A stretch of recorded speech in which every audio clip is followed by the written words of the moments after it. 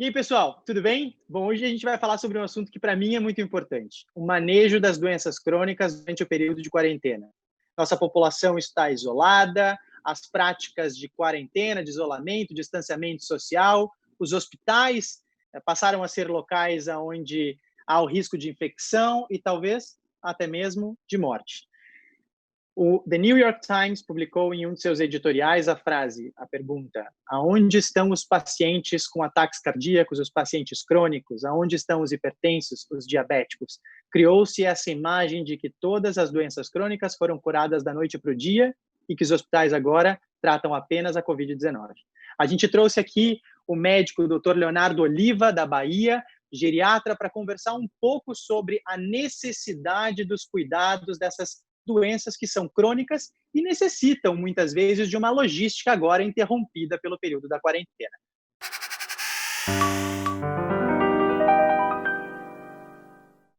Léo, onde é que você está nesse momento? Eu resido em Salvador, na Bahia, né, na capital da Bahia, e aqui eu trabalho em 2 hospitais diferentes. Nesses 2 hospitais eu acabo tendo atendimento a pacientes com coronavírus, com Covid, tanto em situações de emergência quanto internados, né? Então eu falo agora da minha residência, né?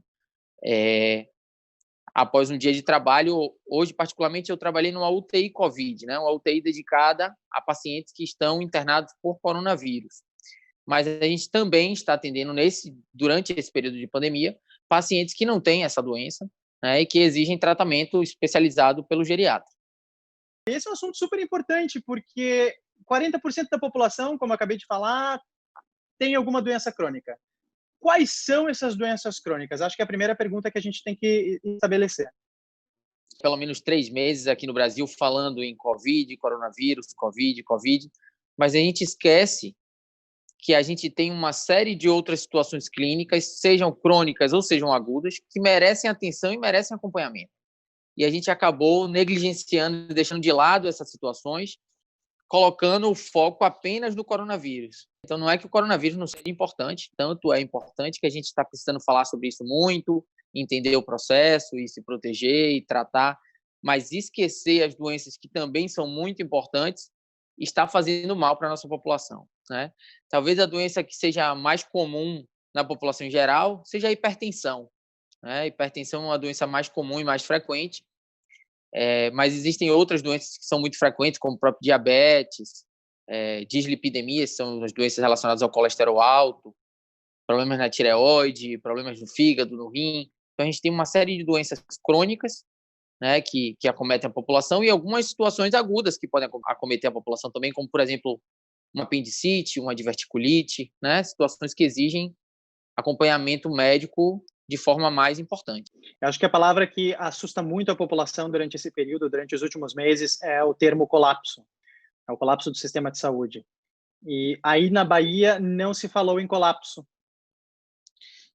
A gente ouve os governantes, né, tanto o governador quanto o prefeito, falando na possibilidade de colapso, especialmente quando se propaga o fique em casa, o distanciamento social, né, a quarentena.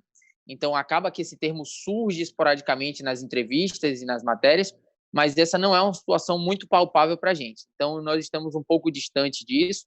Os números em relação a leitos hospitalares na Bahia está ficando entre 50% e 60% de ocupação. Então, esse é um número relativamente tranquilo para a gente, né? A gente tem uma certa folga aí de número de leitos, muito pela criação de novos leitos. Então, hospitais de campanha muito grandes foram criados aqui, principalmente aqui na capital, em Salvador, e a gente conseguiu ter essa margem de trabalho aí para leitos COVID. As doenças crônicas, elas, pelo menos do meu ponto de vista, e isso você pode trazer para a discussão com muita propriedade, elas são mais características ao longo do processo do envelhecimento, né? Se acumula maiores comorbidades, como se fala. Como a doença é crônica e habitualmente não curável, então ela tem um controle e um acompanhamento, mas ela não tem a cura. Então, à medida que a gente envelhece, a gente tende a ir acumulando essas situações. Então, por isso que quando você olha a população idosa e compara com a população mais jovem, essa população idosa tem muito mais doenças crônicas, muito mais comorbidades, como a gente costuma falar, do que a população mais jovem, né? Certo, mas aí o jornal El País coloca em sua capa que a chegada do vírus no Brasil, ele rejuvenesce. Nós temos uma internação muito significativa de jovens entre 20 e 59 anos, jovens adultos. O que isso representa quando a gente fala em doenças crônicas, Covid-19 e processo do envelhecimento? Por que o vírus no Brasil ele rejuvenesceu? É difícil a gente entender exatamente esse processo, já que é um vírus muito novo, a gente está começando a conhecer, né, exatamente o que é que está acontecendo com ele, mas uma das hipóteses é que talvez a população do Brasil, comparada a populações de países mais desenvolvidos, tenha um controle de sua saúde mais precário, né? Então, no momento que a gente não controla bem a nossa saúde, nós não temos uma boa qualidade de vida no sentido próprio da saúde, com atividade física, boa alimentação, controle regular de estresse, quando a gente não cuida dessas doenças crônicas que porventura possam acometer, né, nos acometer como hipertensão e diabetes, a gente acaba ficando mais suscetível a outras doenças, especialmente as doenças infecciosas. Então, uma das hipóteses é que a população do Brasil, mesmo a mais jovem, acabe estando como grupo de risco para o adoecimento mais grave pelo coronavírus, que exige a ida ao hospital, né? Porque, na verdade, vai ao hospital aquele que tem a doença de forma mais grave, né? Que desenvolve um quadro mais importante da doença, porque a gente sabe que muitos desenvolverão apenas um quadro leve, muitos até nem adoecerão em contato com o vírus, alguns desenvolverão apenas um quadro leve, semelhante a um quadro gripal, e terão aqueles que desenvolverão a doença um pouco mais grave, né? Exigindo muitas vezes oxigênio terapia, exigindo muitas vezes unidade de internação em UTI, né? Internação em unidade intensiva de acompanhamento e até mesmo ventilação mecânica. Então, quando a gente vê os pacientes mais jovens precisando desse tipo de suporte, o que a gente imagina é que talvez a saúde deles não tivesse tão boa quanto a gente gostaria, né? Então, como a gente vive num país ainda em desenvolvimento, grande parte da população não tem um acesso adequado aos cuidados de saúde que deveriam, né? Então, talvez isso seja aí esse responsável por esse rejuvenescimento, como você falou, das internações por coronavírus aqui no país. E logo no início da crise, quando a gente estava acompanhando, eu acho que boa parte dos dados que nós tínhamos vinha da Europa, da França, da Itália, do norte da Itália, da França, Espanha, depois Estados Unidos também. Mas dá para a gente colocar uma comparação entre um idoso de 65 anos no norte da Itália e um idoso de 65 anos na Bahia?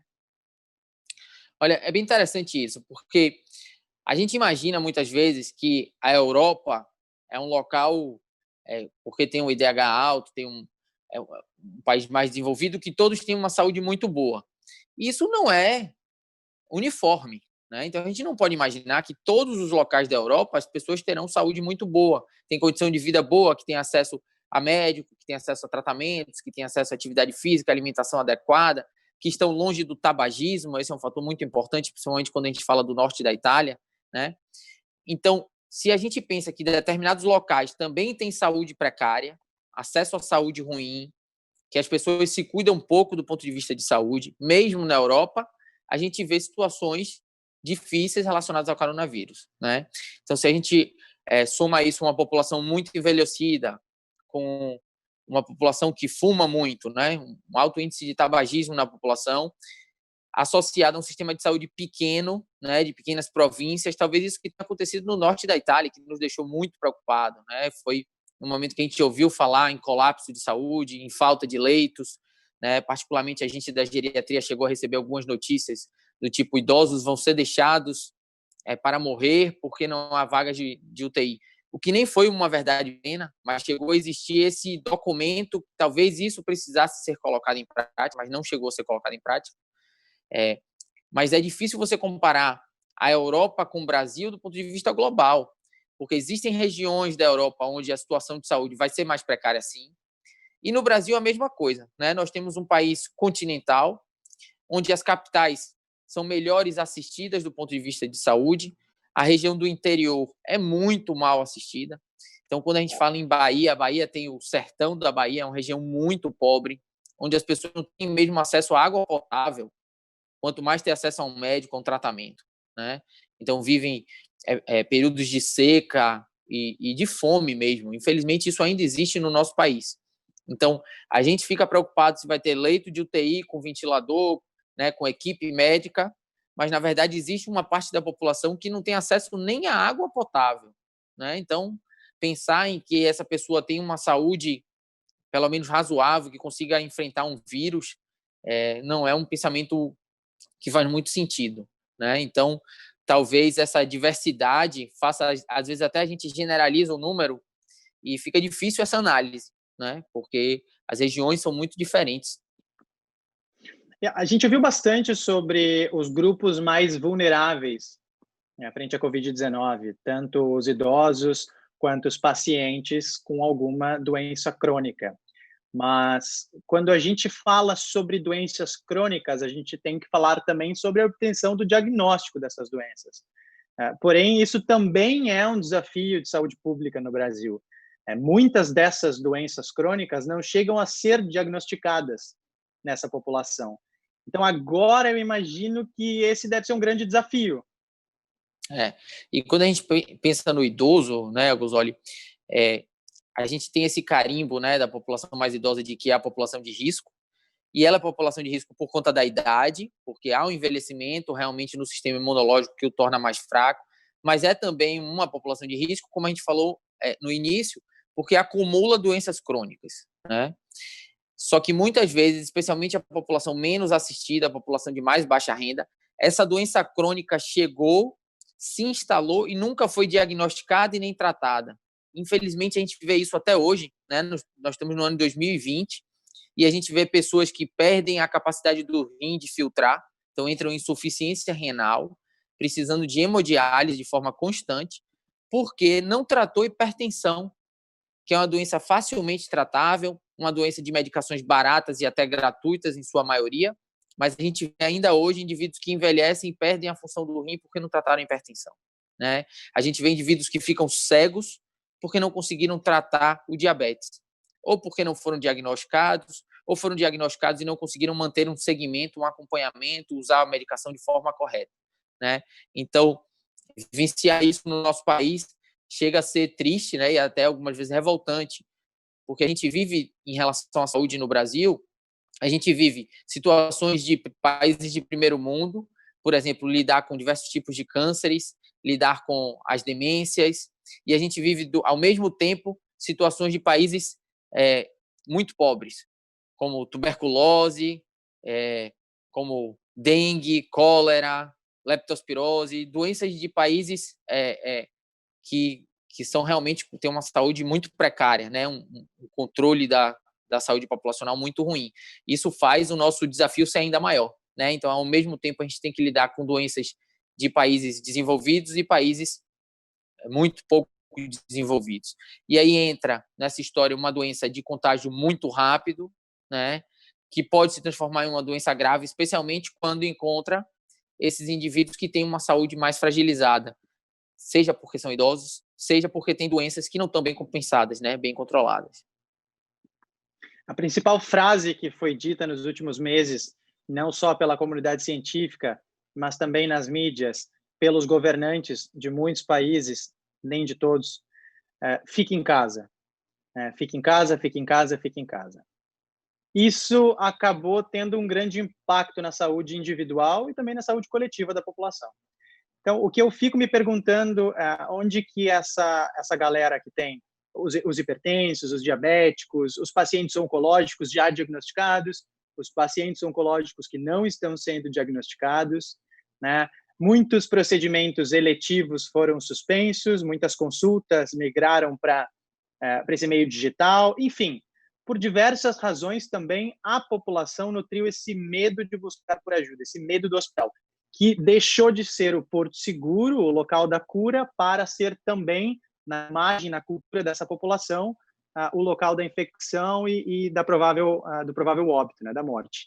Então, como é que essa rede de saúde no Brasil ela se reestruturou para lidar com as duas necessidades nesse momento, tanto com a necessidade da Covid-19 quanto as doenças crônicas? Na verdade, não houve essa reestruturação. E esse é um dos problemas que a gente está vivenciando agora.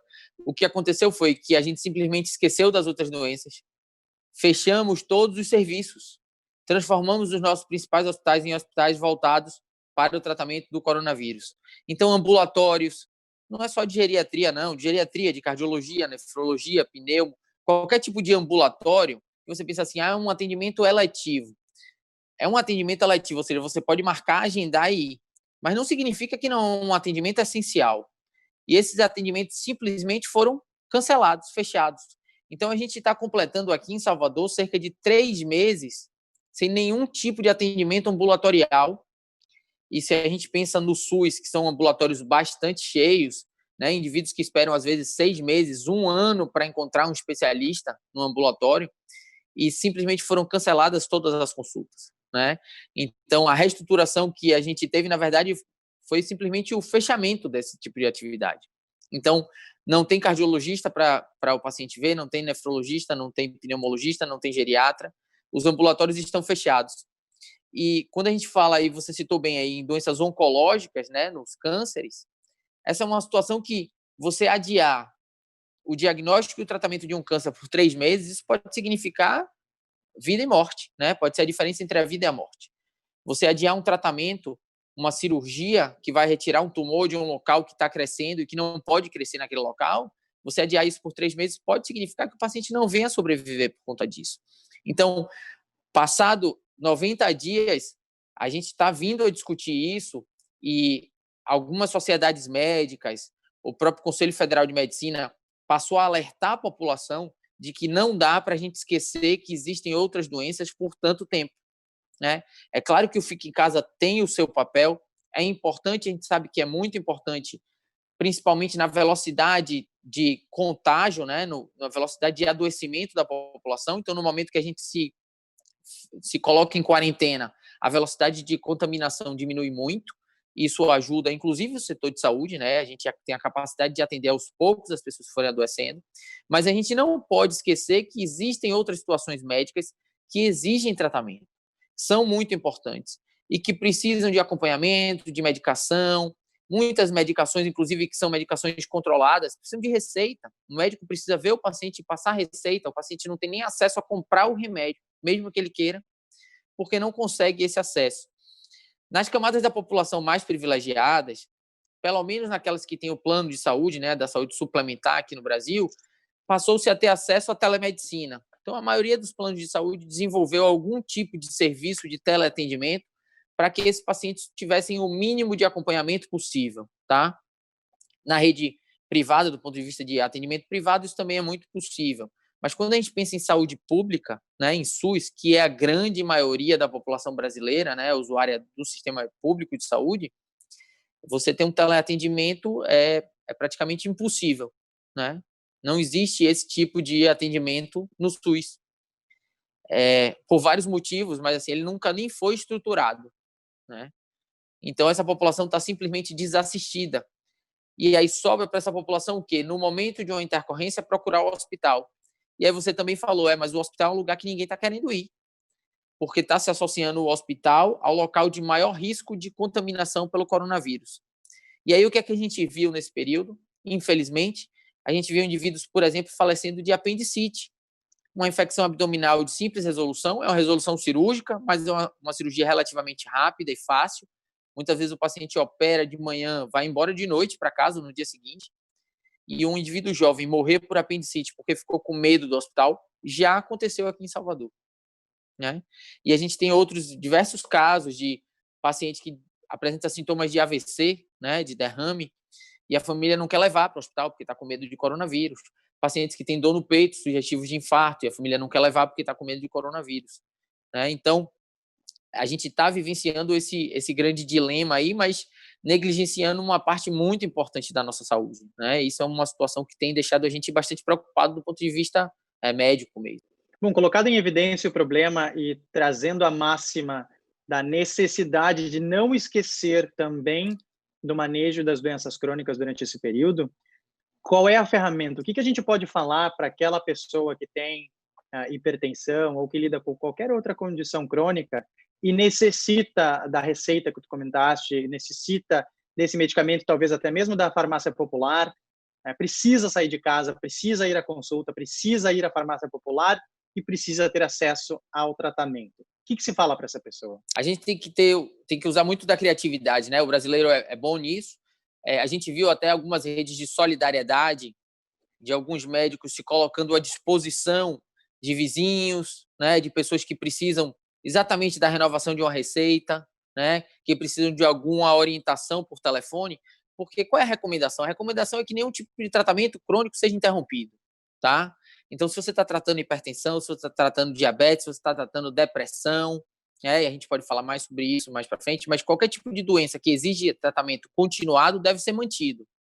Se para isso é necessário uma receita, a pessoa, o paciente precisa ir atrás dessa receita. Então, existiu essa possibilidade dessa rede de apoio solidária, né? Então, alguns médicos têm feito isso. Mas se isso não for possível, é necessário sim que a gente vá até algum local. A gente entende que existem riscos de você sair de casa e a gente tem que tomar medidas de precaução e de proteção no momento que a gente sai de casa, mas não dá para a gente não sair de casa diante de situações que exigem o nosso cuidado, né? Então, as recomendações que a gente vem discutindo muito de distanciamento social, então, pelo menos 1 metro e meio, né, de distância, sempre todos de máscara, higiene muito adequada das mãos, então, lavar a mão, seja com água e sabão, seja com álcool gel, periodicamente, sempre evitando tocar principalmente boca, nariz e olhos, né, que é a forma de contaminação que a gente tem das nossas mãos nessa região. Em relação a consultório médico e locais de atendimento, a gente tem tentado manter o distanciamento nas salas de espera, né, o mínimo possível de pacientes juntos na sala de espera, então os horários mais espaçados, um atendimento com horários mais flexíveis, né, para que o paciente não se encontre também na recepção, nos ambulatórios, e com toda a higiene do ambiente que seja necessário, mas é preciso, sim, que essas pessoas tomem conta desses problemas de saúde, né? Não dá para a gente negligenciar isso. E, de novo, é o desafio do SUS, né? Então, os ambulatórios do SUS ainda não voltaram a funcionar aqui em Salvador, nós estamos falando em 90 dias de quarentena, né? Então, são pacientes que devem estar sofrendo muito com essa falta de acompanhamento, né? Alguns que tinham consulta mensalmente, outros que têm consulta a cada 6 meses, e os 6 meses deu exatamente no meio desse processo e está aí, vai, sei lá, quase 1 ano sem ter consulta, né? Então, não é uma situação fácil, é uma situação que preocupa muito a gente. E dentro desse período, desses 90 dias, onde os ambulatórios foram suspensos por um período indeterminado, a gente está meio nesse escuro, né? A gente não sabe o que vai acontecer no amanhã. Você falou na criatividade do brasileiro, mas a criatividade do brasileiro, a primeira coisa que me vem à mente também é a minha mãe me ligando e dizendo: teu pai estava com a pressão alta ontem, aí o que tu fez? Eu dei um remédio para ele que eu tenho aqui em casa. Aí, quando acaba a receita de fulana, mas a vizinha toma uma coisa similar, ela tem quase a mesma coisa. Aí dá um outro remédio que sobrou. Qual é o efeito dessa automedicação da população nesse momento? Muito bem pontuado, né? Então, assim, quando eu falo em criatividade, é criatividade para conseguir assistência médica, né? Eu acho que a gente tem que usar nossa criatividade para isso, para conseguir uma orientação médica. Mas, infelizmente, o que a gente vê é isso, mesmo em períodos não quarentena, né? O brasileiro é campeão nessa medicar o vizinho, medicar o primo, o parente, a tia. A gente tem que ter muito cuidado com isso. Eu costumo dizer que toda medicação tem efeito colateral, tá, Gusoli? Não dá para a gente achar que a gente vai tomar um remédio, uma química, um produto químico, e que não existe o risco de haver um problema. É claro que a gente usa a medicação sabendo disso e colocando na balança que o benefício é maior do que o possível malefício, né? E é essa decisão que a gente toma todo dia quando a gente passa um remédio para alguém. Mas prescrever uma medicação, por mais simples que pareça, exige todo esse raciocínio, né? Exige colocar na balança os pontos positivos e negativos, e que envolve não só aquela medicação, mas o indivíduo, né? Quem é esse indivíduo, que outros remédios ele toma, que problemas de saúde ele tem, qual a sua idade. Fico muito preocupado com a automedicação no Brasil. Isso inclui, inclusive, remédios não oficiais, né? Fora da alopatia, como chás, né? Fitoterápicos. São medicações que podem ter efeitos colaterais, que interagem com outros remédios, e como não exigem receita, muitas vezes nesse momento, são utilizados, né, para tentar suprir a falta da medicação oficial, vamos dizer assim, ou alopática, mas que também tem seus riscos, né? Então, a gente tem que ter muito cuidado com a automedicação. E quando a gente fala em idoso, esse risco do efeito adverso da medicação é ainda maior. Então, é uma população que está sob maior risco de efeitos colaterais, efeitos adversos e interação medicamentosa. A gente tem que ter muito cuidado, né, quando a gente sugere para algum idoso tomar um remédio sem ter conhecimento exato do que aquele remédio pode causar de ruim. Eu acho que um dos grupos mais afetados durante esse período de quarentena são os pacientes com depressão crônica.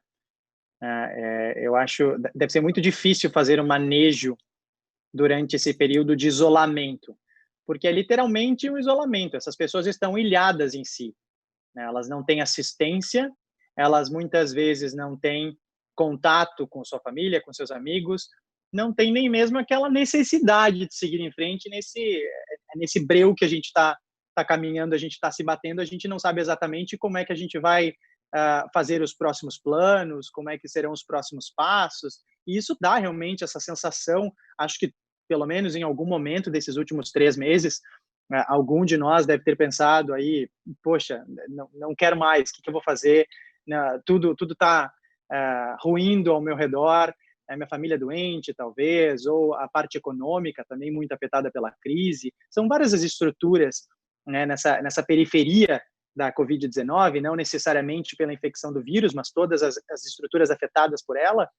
E como é que a gente pode fazer um manejo dessa depressão durante esse período onde a gente está literalmente ilhado, isolado? Eu acho que quando a gente fala em doença crônica, né, nesse período de quarentena, a doença que mais me preocupa é a depressão. Depressão, do ponto de vista de conhecimento geral, a gente pensa logo naquele indivíduo que está triste, chorando, sem querer sair do quarto. Mas quando a gente pensa do ponto de vista médico, diagnóstico médico, é muito mais amplo esse diagnóstico, porque envolve também aquele indivíduo que está muito irritado, que está muito nervoso, que está com medo, que está com solidão. Indivíduos com ansiedade, né, acaba misturando um pouco depressão e ansiedade, principalmente nos mais idosos. Então, é um espectro muito maior de doenças, de situações clínicas que envolvem nossas emoções, né, e que muitas vezes, inclusive, refletem no próprio corpo. E o indivíduo idoso tem essa tendência a ter sintomas físicos diante de problemas emocionais ou de situações como depressão e ansiedade. No momento que a gente vive uma quarentena, onde a gente está em isolamento, né? Então, uma tendência maior à solidão, distanciamento, a gente está afastado daquilo que a gente gosta de fazer, das atividades que a gente habitualmente fazia, das atividades que dão algum significado para a nossa vida, né? Sair para trabalhar, exercer sua função. Você colocou muito bem, diante de possíveis problemas econômicos, né? A economia parou, muitas pessoas perderam simplesmente a capacidade de gerar renda, né? E a gente sabe o quanto isso tem influência no sistema de emoções, né? Na nossa capacidade de se manter bem, longe do estresse crônico e acumulado. Toda essa situação tem piorado muito a saúde mental da população, né? E depressão é uma doença grave, né? Inclusive, óbitos por depressão a gente relaciona diretamente com suicídio, que não é incomum. Infelizmente, não é uma situação incomum, é muito mais comum do que a gente pensa. Então, depressão é uma doença grave, não só pelo risco de suicídio, mas também por tudo que acarreta no indivíduo, na família e na sociedade, né? Um indivíduo com depressão é um indivíduo que faz muitas pessoas sofrerem e se desgastarem ali em volta. E é uma doença que exige um tratamento muito de perto, um acompanhamento muito de perto, não só com medicação, apesar de medicação ser uma parte importante do tratamento da depressão, da ansiedade, mas exige atividade física, exige atividade de lazer e distração, atividade social, exige psicoterapia. Então, esse é um momento que todos esses tratamentos estão muito fragilizados, né? Então, o indivíduo não está conseguindo fazer sua terapia, o indivíduo não pratica sua atividade física, o indivíduo não está com sua atividade de lazer, de distração em dia, porque está em quarentena. E aí, somado a tudo isso, ele para de ter acesso à receita de sua medicação, para de ter acesso a seu médico, que faz a prescrição, porque muitas vezes precisa mudar o remédio, aumentar a dose, diminuir, trocar, né? Então, a gente tem visto já o aumento, né, de casos de depressão e a gente vai ver, infelizmente, essa situação perdurando ainda por um período. né? Porque no momento que você tem uma crise depressiva, você entra no estágio de depressão, não é fácil de sair desse momento, né? Isso permanece por algum tempo, exige um tratamento multiprofissional e multifacetado, como eu citei. Então, a gente ainda vai ver o reflexo disso na saúde mental da população, né? Ocorre na população mais jovem e também ocorre na população mais idosa. A prevalência e incidência é muito parecida até. As características são diferentes, mas em número absoluto é até muito parecido os mais jovens e os mais velhos. Os mais velhos também entram em depressão, né? Também ficam tristes, estressados, com medo, com solidão. A gente falou, então, do manejo da depressão daqueles pacientes que já foram diagnosticados, que entraram nesse período de pandemia e que estão encontrando essa dificuldade em manejar essa situação, esse desafio. Mas e aqueles pacientes que talvez durante a pandemia estejam enfrentando essa novidade em suas vidas, não eram pacientes que enfrentavam a depressão antes da pandemia e agora estão enfrentando também o estigma da doença, porque não, você só está triste, isso é frescura. A gente escuta muito isso. Então, como identificar o momento onde não, isso não é mais a tristeza característica que todo mundo está vivendo, dos lutos cotidianos, agora eu preciso de ajuda médica? Essa é sempre um desafio grande, você separar luto, tristeza e depressão, né? Porque a gente tem o direito de ficar triste, a gente tem o direito de ficar nervoso, a gente tem o direito de ficar ansioso diante de situações ruins, né? Então, se a gente perde um ente querido, a gente tem direito de se entristecer e de enfrentar e viver esse luto, né? A gente não pode achar que todos devemos ser felizes o tempo todo. A gente tem momentos mais difíceis, momentos mais tristes e momentos mais alegres. O diagnóstico de depressão começa a se impor no momento que as nossas atividades do dia a dia começam a ter uma interferência, um prejuízo muito grande por conta desse sentimento. Então, quando a gente não consegue mais desempenhar o nosso papel, as nossas atividades, seja o papel em casa, seja o papel no trabalho, o papel dentro da família, e isso se perdura por um determinado tempo. A gente costuma delimitar ali em volta de 6 semanas, né? Seria um tempo da gente dizer, olha, já estava na hora de você estar melhor. Se você está assim agora, eu acho que está na hora de você pedir ajuda, né? Está na hora da gente começar a se ajudar, porque não significa quando uma pessoa recebe o diagnóstico de depressão, de ansiedade, que ela vai precisar tomar remédio, tá? Como eu falei, remédio é uma parte importante do tratamento, mas nem sempre é essencial. Existem outras situações que ajudam muito no tratamento. A grande questão da dificuldade desse diagnóstico diferenciar com luto é que a gente está vivendo um luto. A gente está vivendo uma situação difícil, né? Essa situação ainda não foi embora. Então, a gente precisa encontrar, no meio de todo esse caos, uma forma de que nosso organismo, e aí falando principalmente do cérebro, esteja num ponto que as nossas emoções consigam ficar centradas, que a gente consiga diminuir o estresse, que a gente consiga diminuir o medo, que a gente consiga encontrar no meio dessa quarentena e desse isolamento algum momento de prazer, né? Porque o oposto da depressão seria o prazer. A gente precisa ter momentos de prazer, momentos de felicidade, só que a gente está vivendo um momento de doença, de pânico, de televisão e meios de comunicação o tempo todo batendo e focando no que é ruim, na morte, né? Imagina uma pessoa idosa que já vivenciou ao longo da vida aí diversas perdas, que vem enfrentando perda funcional, que vem enfrentando muitas vezes perda financeira, e agora recebe um carimbo de que é a população de risco, e praticamente, se ficar doente, vai morrer, porque eu tenho acompanhado isso, né? De pessoas que disseram, não, eu não posso pegar essa doença, porque se eu pegar, eu vou morrer. E não é assim, né? Os números falam que mesmo naqueles muito idosos, acima de 80 anos, 85% dessa população vai ficar muito bem. 85% daqueles que enfrentarem a doença, né? Mas o estigma é, se você pegar coronavírus, se você se contaminar, você vai morrer. Então, isso gera um medo, um pânico, até eu diria. Então, você que já vivia, né, aquele indivíduo que já vivia numa situação de estresse, de dificuldade, de perda, recebe uma carta, praticamente uma carta dizendo, olha, seus dias estão contados, né? Em qualquer momento essa Um doença vai atestado chegar até antecipado, você. de fato. Isso. E aí, o que é que a gente espera nos nossos momentos finais? O que é que, inclusive, a geriatria prega, né? Isso, a gente quer que no momento final a gente esteja com quem? Perto da família, né? Fazendo o que a gente gosta de fazer. Só que está tudo ao contrário. Você está trancado, os idosos estão sem ver os netos, né? Muitas vezes até sem ver os filhos. Então, naquele momento que você precisaria de mais apoio, porque você está vivendo mais uma perda, você está isolado, distante, separado, sem apoio da família, sem apoio dos amigos, sem apoio médico, né? Então, a pergunta foi como diferenciar, como a gente perceber. Não é uma situação fácil, porque a gente está vivendo essa dificuldade, esse momento difícil, ainda é real, ainda é o tempo presente, né? Então, eu acho que só daria para perceber isso se acabar, quando acabar, e a gente perceber, poxa, olha, acabou, não tem mais motivo de você estar estressado, não tem mais motivo de você estar com medo. Se você continua se sentindo assim, a gente precisa de ajuda, você precisa se tratar, né? Você falou só num ponto que eu gostaria de falar também, que é o preconceito com a doença, né? A gente sempre lida com a depressão como se fosse uma fraqueza do indivíduo. Um indivíduo que está muito triste, que está muito ansioso, muito nervoso, que não está conseguindo desempenhar suas atividades por conta desses sentimentos, a gente acaba colocando ele como um fraco, como um perdedor, e o próprio indivíduo se sente assim também. Poxa, mas você tem tudo, olha que família linda você tem, e você está depressivo. Então parece que só pode ser depressivo, só pode ter a doença depressão aquela pessoa que não tem nada na vida, né? Que não tem... Mas não é bem assim, é uma situação clínica, é uma doença como qualquer outra. Ninguém vira para um paciente que tem pressão alta e diz, vamos lá, melhora essa pressão aí. Não tem por que você estar assim com essa pressão alta. Mas a gente ouve isso o tempo todo para pessoas que têm depressão, né? A família fala isso.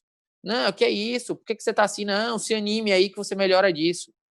E é muito mais difícil do que isso, porque é uma situação clínica, né? Uma situação real no cérebro, substâncias cerebrais que precisam ser modificadas e trabalhadas para que o indivíduo fique realmente bem, né? E das outras condições crônicas, existe alguma manifestação clínica que a gente deva ficar de olho? Tipo, agora ela está descompensada, eu preciso de ajuda. Existe como identificar esse descompasso das coisas? Assim, a gente tem, a depender da situação clínica, a gente tem alguns marcadores, né? Então, assim, quando a gente fala o exemplo da hipertensão, é o mais fácil de todos. Você mede a pressão, se a pressão está ficando alta, olha, não está adequado esse controle. O diabetes é a mesma coisa, a gente consegue medir o açúcar, né? Então, são aferições muito palpáveis. Outras doenças crônicas, a gente exigem-se exames laboratoriais, né? Exame de sangue para ver como está a tireoide, exame de sangue para ver como está a função do rim ou do fígado. E já começa a complicar nesse momento de quarentena e isolamento, né? A gente até tem acesso ao laboratório do ponto de vista de saúde suplementar, mas o SUS não está tão fácil assim você conseguir exames laboratoriais, né? Até porque, de novo, exige o pedido médico de um médico que não está atendendo, né? Acaba que sobra para esse momento de descompensação da doença aquele momento que já virou catástrofe. E aí que qualquer pessoa percebe que vai precisar de ajuda, né? É o diabético que infarta, né? O hipertenso que tem um AVC, um derrame. Aí esse é um momento que, infelizmente, a gente gostaria de evitar, né? O que a gente luta para tratar as doenças crônicas é para evitar essas situações catastróficas. A situação que exige aí para uma emergência. Mas, na maioria das vezes, quando você está isolado de todo mundo, sem ver seu médico, sem acompanhar suas doenças, o que a gente tem visto é isso, né? As pessoas descompensam de forma muito grave e aí a gente descobre, né, que as coisas não vão bem. Do ponto de vista de depressão, a gente vê o comportamento mudar e, de novo, a gente fica na dúvida, será que isso é por conta da pandemia ou será que a depressão está descompensada e a gente está, de novo, num episódio depressivo maior? E a gente tem uma outra situação de doença crônica, muito relacionada ao idoso e que tem descompensado muito também nesse período de quarentena, que são as demências, né? As síndromes demenciais, onde o Alzheimer é a mais prevalente delas e a mais famosa. Você tem uma história pessoal, um envolvimento com ela e vem trabalhando com isso ao longo aí da sua vida. A gente tem pacientes apresentando distúrbios de comportamento que não existiam, né? Agitação, agressividade, piora cognitiva, ou seja, piora da capacidade de fazer as coisas, perdendo funcionalidade mesmo. O indivíduo que era capaz de comer, de tomar banho, que agora não está conseguindo porque a situação mudou e ele está sofrendo com isso. Por conta da quarentena, desse período de isolamento, o familiar ele pode perceber uma piora na demência? Exato. Isso tem acontecido, né? Porque o idoso com demência, ele é muito sensível a mudanças de rotina. Quando a gente estabelece um padrão de atividade de rotina e de ambiente, esse padrão está bem estabelecido, o indivíduo idoso com demência funciona muito bem naquele padrão, naquela rotina. A gente vê isso quando ele precisa sair do domicílio, né? Então, por qualquer motivo, ele é trocado de domicílio, ele simplesmente se desconstrói, se desestrutura completamente, não consegue chegar no banheiro. E aí não é que não consegue apenas chegar no banheiro porque não encontra, ele para de ter, por exemplo, o controle dos esfíncteres. Então, ele passa a perder xixi porque mudou o ambiente, né? Ele passa a ficar agressivo porque mudou o ambiente. Ele passa a não dormir bem, trocar o dia pela noite. Então, são situações que podem acontecer quando a gente muda a rotina do paciente que tem demência e que tem acontecido agora porque a rotina foi muito modificada, né? O idoso que descia, dava uma volta na praça, né? Que tinha visita de família, que tinha visita dos netos, que tinha uma série de situações em casa, que agora não está tendo mais, seja de terapia, seja de visita de amigos, ou até mesmo um programa de televisão que assistia, não sei, alguma coisa que ele tinha que agora ele perdeu. Isso desestrutura muito o idoso com síndrome demencial, né? E os cuidadores, eles estão relatando muitas alterações de comportamento que antes desse período de quarentena não eram tão não aconteciam com tanta facilidade no dia a dia, né? Eles estão falando muito sobre a perambulação, sobre agressividade, sobre agitação. Tem alguma forma de gerenciar essas alterações de comportamento em idosos com demência? É interessante porque o idoso com demência, e claro que tem vários níveis, várias fases, né, da síndrome demencial, mas ele não está alheio a tudo que está acontecendo no mundo, nem em volta. Então ele sente, ele percebe que aquele familiar que está do lado dele está mais nervoso, por exemplo, né, está mais preocupado, está com medo, ou ele mesmo fica com medo diante do que está acontecendo, das situações, das novas prevenções, da nova limpeza que está sendo feita. E isso tem gerado, sim, muitos distúrbios de comportamento, que talvez seja a situação mais difícil de você lidar em pacientes com síndrome demencial, né? Aquela fase mais difícil, sem dúvida nenhuma, onde tem agressão, Desgastante também para o xingamento, familiar.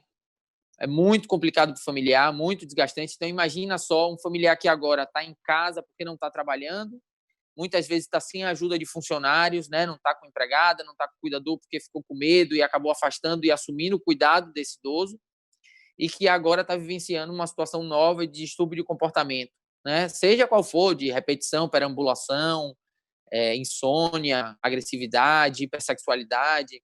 A gente pode listar vários distúrbios de comportamento, todos eles muito difíceis de lidar, muito desgastantes, né? Os distúrbios de comportamento basicamente são tratados, e a melhor forma de tratamento é a forma não farmacológica, né? Eu costumo dizer que a principal arma para o distúrbio de comportamento é conhecimento. E a gente sabe que existem alguns grupos, você faz parte de alguns desses grupos e ajuda muito nesse sentido, grupos de educação continuada à população, aqueles parentes que têm essa situação em casa, ajudam a gente a controlar o paciente. Existem medicações que podem ser usadas, a gente usa muitas delas até de forma off-label, como a gente costuma dizer, não está na bula dizendo que é para usar para isso, mas a gente usa porque tem algum benefício, a gente sabe que tem riscos também, mas a gente acaba usando em determinadas situações, mas a base do tratamento precisa ser o tratamento não farmacológico, ou seja, a gente precisa aprender a lidar com aquela situação, descobrir quais são os gatilhos que fazem o paciente descompensar, ficar nervoso, ficar agitado, e entender que aquele gatilho tem que ser evitado, né? E uma vez que ele foi disparado, como a gente vai fazer para que o paciente se acalme novamente? Que tipo de atitude tomar? Então, não adianta o paciente que está tendo um delírio, uma alucinação, a gente ficar batendo de frente com ele, dizer que aquilo não existe, que aquilo não é verdade. Isso só agita mais ele, deixa mais nervoso, né? E piora a situação. Então, algumas vezes, com o paciente, a gente precisa entrar no jogo, né? Por exemplo, uma situação muito comum, o idoso com demência dizer que quer ir para casa, mesmo estando em casa, né? Ele tem uma lembrança da casa do passado e ele fica o tempo todo dizendo que quer ir para casa, quer ir para casa, quer ir para casa. Não adianta a gente ficar simplesmente repetindo que ele já está na casa dele. Isso pode deixá-lo mais nervoso, mais agressivo, né? E ter reações de agressividade mesmo. Então, talvez se a gente disser, tá bom, vamos para casa, mas antes vamos tomar um banho, porque não dá para ir para casa assim como você está, ou vamos trocar de roupa, vamos aqui ajeitar uma mala de roupa. E você começa a distrair, fazer uma nova atividade com ele, e muitas vezes ele esquece, né, daquela decisão que ele queria ir para casa. Então, essas atitudes ajudam a gente, esse tratamento não farmacológico, a lidar com essas situações novas. Mas, de novo, é preciso orientação, né? Então, a internet está aí, a gente tem conseguido muita ajuda pela internet, as pessoas que têm acesso a isso e conseguem, né, tá em grupos e associações que têm essas informações, recebem muita ajuda, mas a gente sabe que tem a população também que não tem acesso a isso, né, Fernando, infelizmente, e que não está conseguindo conversar com o médico, né, não está conseguindo ter uma orientação de um especialista para dizer, olha, é assim que você deve fazer, tenha calma, isso vai passar, toma essa medicação aqui que vai ajudar, né. E é Então é fundamental uma também situação. fazer uma seleção do conteúdo que está chegando até esse idoso com demência, porque tu colocaste perfeitamente. Ele tem um diagnóstico de demência, ele tem Alzheimer, mas ele não é trouxa, ele está ouvindo o que está acontecendo. Às vezes, como esse familiar cuidador, ele também está se colocando em isolamento absoluto com aquele idoso, a janela para o mundo é a televisão, é o computador, é o podcast, é o rádio. E hoje a gente está sendo bombardeado por um conteúdo muito negativo. Claro, é necessário a gente estar a par do que está acontecendo, não só no Brasil, como no mundo inteiro. A gente está sofrendo as influências diretas de tudo isso na nossa vida. Mas a gente tem que fazer uma seleção saudável do que está chegando nos ouvidos desse idoso com demência. Porque por mais que ele não manifeste verbalmente a incomodação, a preocupação, o desespero, talvez, porque ele pode estar sentindo essa angústia muito grande, mas não estar conseguindo articular isso verbalmente. E isso vai ser demonstrado, isso vai ser comunicado com o seu comportamento. E o familiar, se ele não fizer uma análise psicossocial do que está acontecendo, de quais são as influências ali envolvendo aquele comportamento, para primeiro, antes de chegar na medicação, tentar, poxa, acho que é uma janela que está aberta com uma corrente de ar, talvez a televisão, no jornal da noite, passando as informações, número de mortos, essas informações que são, para a gente, são vitais para o nosso cotidiano, para administrar a nossa ansiedade, mas para eles acaba sendo um gatilho. Então, a gente tem que fazer essa dosagem do que é saudável e o que está sendo excesso. Não sei se tu concordas, não. Exatamente, é exatamente por aí.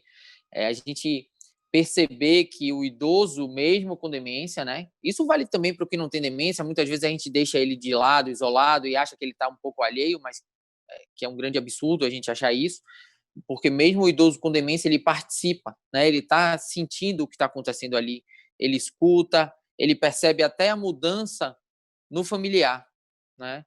Então, se a gente não para ter essa atenção, a gente acaba tendo que lidar com mais uma situação difícil nesse momento, né? Com certeza. E a gente fala do manejo da doença crônica, beleza. Muitas vezes nós mesmos fazemos o manejo dessa condição que nós conhecemos e que nós temos acesso ao diagnóstico. Mas, já que tu tocaste nesse assunto das demências, muitas vezes esse cuidado essencial passa por um cuidador profissional, por um técnico de enfermagem, por um funcionário dentro da casa. Aí chega uma pandemia e muitas dessas pessoas foram, inclusive, instruídas a não permitir que esses cuidadores entrassem em casa pelo risco de trazer a infecção, de trazer o vírus para dentro de casa. O que a gente pode fazer quando esse cuidado depende de uma outra pessoa de fora entrando dentro da casa que a gente tenta ao máximo isolar? Essa foi uma pergunta que eu recebi por muitos familiares de pacientes no início da quarentena, né? Pessoas em desespero, porque se a gente pensa no indivíduo que passa dos 90 anos, os filhos desse indivíduo têm mais de 60, 70 anos, né? Então, eu tenho diversos exemplos de pacientes que passaram dos 90 e estão com demência em fase avançada, muitas vezes acamado, exige troca de fralda, banho no leito, alimentação bem assistida, e o familiar que mora junto tem 75 anos. Nenhuma condição, nem física, nem emocional, de fazer esse tipo de cuidado de forma adequada. E o próprio familiar sabe disso. Então, o conflito é: o que é que eu vou fazer? Eu vou permitir que um funcionário venha para minha casa todos os dias e aumente com isso o risco de uma doença potencialmente fatal para minha mãe ou para meu pai? Ou eu vou tentar assumir esse cuidado? né? Esse dilema me foi passado muitas vezes e eu sempre tentei conversar para a gente chegar numa situação de bom senso. Eu acho que a palavra-chave aí é bom senso. Não dá para uma pessoa idosa de 75 achar que pode cuidar sozinha de uma pessoa idosa de 95 que está acamada, né? Então, o que a gente vai ter que fazer é tomar as precauções com as cuidadoras. Olha, vocês vão precisar, na chegada, tomar um banho, troca roupa, né? Manter máscara, higiene adequada das mãos, principalmente quando for manejar diretamente aquele paciente, né? Desenvolveu qualquer sintoma, tá com sintomas de gripe, febre, tosse, não vai poder vir trabalhar, né? Esse é o mínimo possível que a gente pode fazer. Algumas famílias conseguiram que os cuidadores permanecessem turnos maiores na residência. Então, o cuidador que trocava todo dia passou a passar uma semana na residência e trocar só de semana em semana, né? Alguns conseguiram só 48 horas, mas a troca, o tempo de troca maior, tanto favorece que esse indivíduo não tenha contato com o meio externo, quanto que, caso ele venha adoecer, a gente tenha tempo para ver esse adoecimento e isole, né, esse cuidador. A gente sabe que, passado aí 90 dias, muitos familiares que dispensaram os cuidadores estão chamando agora esses cuidadores de volta. Não dá para a gente achar que dá para tomar conta, né, e cuidar, mesmo não estando trabalhando fora, né, que é o que a maioria também estava em casa e pensou, não, eu não estou indo para o meu trabalho, eu vou conseguir cuidar de meu pai ou de minha mãe. E a gente passa até a valorizar mais, né, o trabalho desses cuidadores formais, porque não é um trabalho fácil e muitas vezes exige essa mão de obra até mais especializada. Isso me fez lembrar, inclusive, Aguzoli, dos outros terapeutas que costumam ir em casa, né, para esses pacientes mais idosos e mais frágeis, mais dependentes. Fisioterapeuta, fonoterapeuta, terapeuta ocupacional, que muitos familiares simplesmente suspenderam esse tipo de atendimento para seus pais, né, os mais idosos que você cuida em casa, e agora a gente está vendo situações difíceis, porque esses terapeutas são são parte fundamental do tratamento das doenças crônicas, né? E aí o indivíduo ficar 90 dias sem fisioterapia, quando muitas vezes a fisioterapia é a única atividade física que eles desenvolvem ao longo da semana, isso traz prejuízos enormes para a saúde dessa pessoa, né? São idosos que não estão conseguindo mais levantar da cama e que davam alguns passos, pequenos passos com ajuda, mas davam, e que 90 dias depois não conseguem mais levantar da cama, né? Idosos que tinham dificuldade para deglutir, para engolir, mas que engoliam, comiam bem, que agora estão tossindo em toda a refeição, que estão praticamente não estão mais conseguindo se alimentar. Então a gente precisa ter esse bom senso de que, poxa, tudo bem, eu entendo que eu quero proteger o meu familiar e não quero proteger do meio externo, mas muitas vezes eu vou precisar sim que alguém venha em minha casa e preste uma assistência, seja o médico, seja o fisioterapeuta ou a própria cuidadora, né? Léo, quando é que isso vai acabar? Olha, essa é uma pergunta bem difícil. Uma coisa que me preocupa muito, porque assim, a gente sempre falou em achatar a curva, né? Esse era o nosso objetivo maior, vamos achatar a curva, vamos achatar a curva. Eu acho que aqui no Brasil, eu falo da Bahia, a gente conseguiu achatar bem a curva, né? A questão de achatar a curva é a gente não viver a situação de que alguém morreu porque não teve leito de hospital para cuidar. Essa é uma situação realmente que não dá para a gente conceber, né? Não dá para engolir essa situação. E a gente falou a dificuldade do serviço de saúde que já era precário e tudo mais. Então a gente conseguiu achatar a curva e a gente vem mantendo a capacidade do sistema de saúde de atender todo mundo. Só que no momento que a gente achata a curva, a gente prolonga a curva, né? Então o caos que muitos países viveram em um mês ou dois, da curva ter um pico bem alto e uma queda bem rápida, aqui no Brasil tem uma coisa bem lenta, e a gente nem sabe ainda se já chegou nesse pico, porque está meio lento, até o crescimento é lento, então a gente não sabe se está crescendo, se está estável, se está diminuindo. E a ideia, como é uma curva, né? No momento que a gente chega no pico, a gente leva o mesmo tempo desse pico para terminar. Então, se a gente falou em 3 meses e a gente não sabe ainda se chegou no pico, eu não consigo imaginar que a gente vai levar menos de 3 meses para que a gente volte ao novo normal, né? Mas mais próximo do que o que era, tá? Então, eu imagino que, por isso, essas discussões, como a gente está tendo hoje, são muito importantes, porque não vai dar para ficar sem tomar remédio por 180 dias, né? Não vai dar para ficar sem fazer fisioterapia, sem acompanhamento médico, por um período tão grande.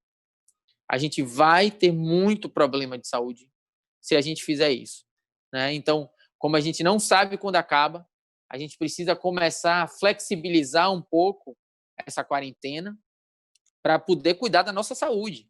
Então, olha só, a gente entra em quarentena porque a gente quer cuidar da saúde. E a gente esquece que toda moeda tem dois lados, né? E se a gente olhar só para um deles, a gente prejudica o outro. Exatamente. Léo, muito obrigado, um assunto super importante. Eu que tenho meus pais já entrando nessa fase de manejo de algumas condições, os dois em quarentena absoluta, eu em outro país, então me gera muita ansiedade, eu fico super preocupado, queria estar perto, queria cuidar mais, mas para mim esse é um assunto que me tirou noites de sono, inclusive. E te agradeço muito por ter esclarecido várias dúvidas. E se você gostou, curta o vídeo, compartilhe o vídeo com seus amigos, nas suas redes sociais, com a sua família, com os seus pais. Se você tem pais como os meus, que minha mãe ela dá um remedinho ali, um remedinho aqui, né? Não é o momento, é o momento realmente de procurar por ajuda. Não dá para colocar tudo debaixo dos panos e achar que nessa utopia que a gente se envolveu, que tudo foi curado e que os hospitais agora lidam apenas com o coronavírus. Não. Tudo segue acontecendo e a gente tem essa adição, o que em países de baixa e média renda representa muita coisa, porque nós, embora privilegiados por termos o SUS, nós vivíamos em um sistema cronicamente ocupado, superlotado, trabalhando, apagando incêndio.